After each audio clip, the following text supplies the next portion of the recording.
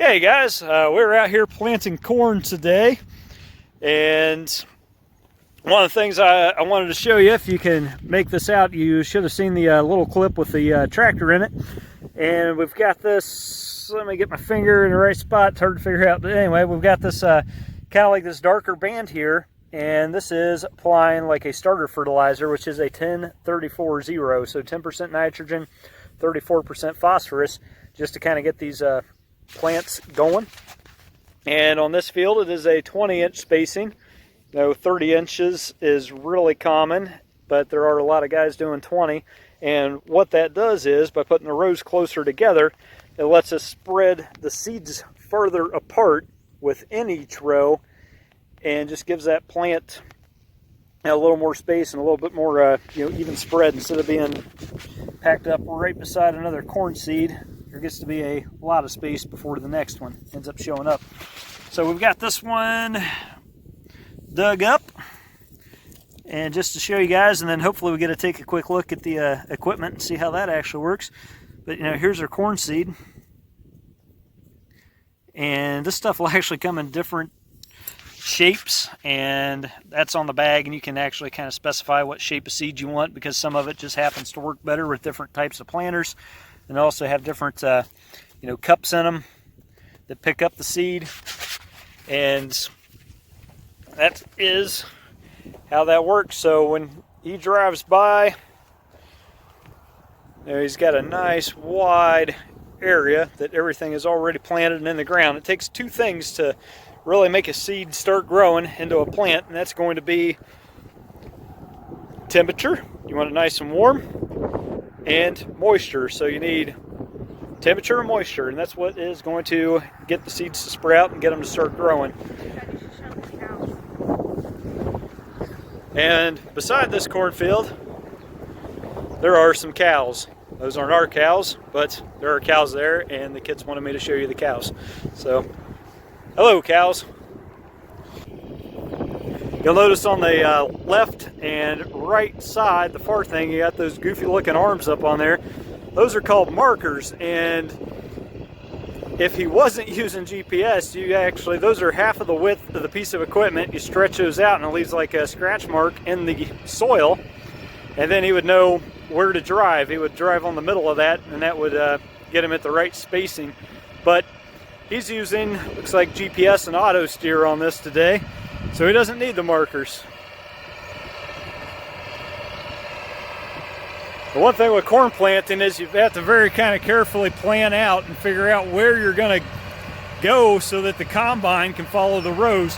When you're planting wheat and soybeans, the way the cutter bars are, you don't have to worry about that so much. Alright, so I probably should have drove my Jeep beside this. So even though we're only going a few miles an hour, this really sucks to try to run across this field. But you can kind of see the working parts on there. If I can get him to stop, I'll point those out to you and show you what they do.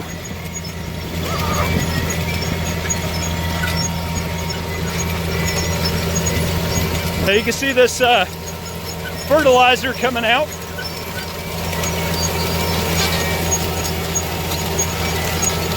And these yellow boxes hold the seed. And the big tanks are going to be holding the fertilizer. So, whew, a little bit dusty. Man, the things I do for you guys. But apparently, I need to start running some more. Because, wow.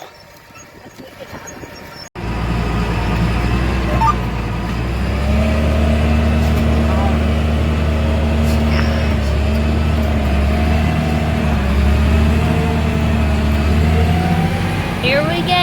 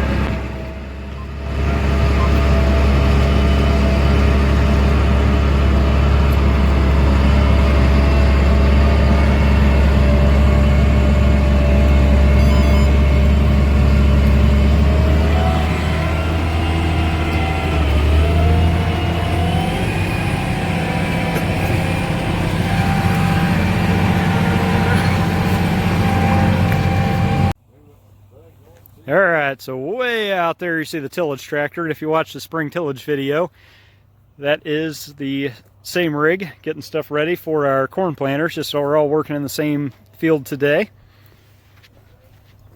Well, we got this stopped for a few minutes. Here's our storage tanks.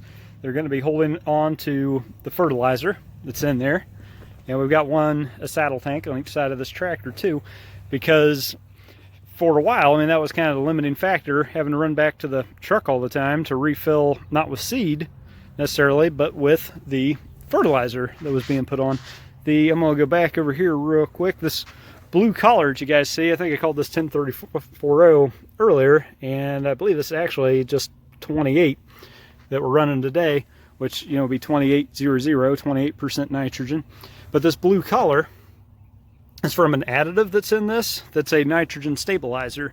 So nitrogen makes up about 78% of the atmosphere, but a plant cannot use that. So it has to be in a particular form. And it'll leave the field once you put it on by a couple different ways, and one of those is volatilization. So if you have a lot of hot, dry weather, the stuff will basically volatilize and then leave through the air. Or if you have a lot of wet and damp weather, the other way it can leave is through leaching. Unlike some of our other nutrients, nitrogen does not attach well to the soil. It's negatively charged, and so is the soil negatively charged. And just like two ends of a magnet, they kind of repel each other, so it'll leave with the water. So what the stabilizer does is prevents both of those things from happening. It reduces the severity of both that volatilization and the leaching. All right, so we are inside of a seed box here, and you can see all the corn kernels laying in there. And they look a funky color because they've been treated with a fungicide. So with our damp, cool conditions we're having this spring, that's going to give these things a fighting chance, and reduce some of the problems that you can have, and hopefully increase some of that seedling vigor. We're looking at the row unit. I mean, this technology is just really cool. We're planting about 2 inches deep, and corn planters do a really good job, and this machine does a really nice job of planting them a consistent distance apart and a consistent depth. And this has just been a really nice corn planter for us to use. And it actually has a vacuum pump on it that's going to suck the seeds against a plate, and those are going to rotate at different speeds depending on what you have your population set at. And that way it's just real consistent. Those plates are going to have a bunch of spots on them. I can't show you that because the box is full of seed, and that's further down, and we can't get to that. But that plate is going to have a bunch of basically holes in it. The vacuum sucks the corn seeds consistently against each hole, and as it goes around, it drops those corn seeds down through a seed tube. And we're kind of getting below that row unit. It's going to fall through here. That disc would be, up in here. We can't see it all today. And that's going to fall through this row unit and get put into the ground. So as far as different pieces on it, you got these colders up here. They're louvered, and that's going to be to kind of cut through trash. Say if you were doing like no-till. Today this field is definitely tilled. But that's what it's going to do, is just kind of cut through trash and get things ready. And we've got these two smooth blades here. You can tell they're at an angle so that they come together. There's actually two here, one on this side and one at the other, and they're close together at the front and the bottom, and further apart at the top and the back. So this is going to be called an opener, and that's actually going to open a trench in the soil. The depth of that is controlled by this wheel here. That is our gauge wheel, and there's actually one of those on each side too. With like beans and stuff, that's not so critical. Corn, we want to be really particular on our depth, and we can change that based off of soil and weather conditions. And that's where experience comes in. But you can see this thing can move up and down. Well, when that's in the ground, that's going to be up here, and that's going to be controlling depth. And by having two of them, one of them can roll over a rock without it bouncing the whole thing up. Like on a lot of bean drills, you only have one gauge wheel, and then every little bump or anything ends up being taken by that whole unit, whereas on this one it can divide those in two. So, the holder to clear the trash and the openers. Then we'll back up a little bit so you can see what I was talking about a second ago, the gauge wheel. And buried in here, where I can't show you real well, is going to be a seed boot. And it's going to drop the seed in the trench. It was made and controlled. We've got this, and that's just going to kind of press that seed in so you got good seed to soil contact. And then we come back to our closing wheels, and their job is going to be to, that's why they're called closing wheels. They're going to close the trench in after it's made and cover that seed all up. So, kind of neat, You imagine people used to have to plant like each seed by hand. If you've ever done a garden, you've got kind of an idea what that would be like. And now we use, this type of stuff. So we got some levers back here, and this is going to be to adjust these gauge wheels. And you can walk it up either a half slot, or you can move the whole thing up or down, depending on how you want to adjust the depth. And that's going to depend on weather conditions.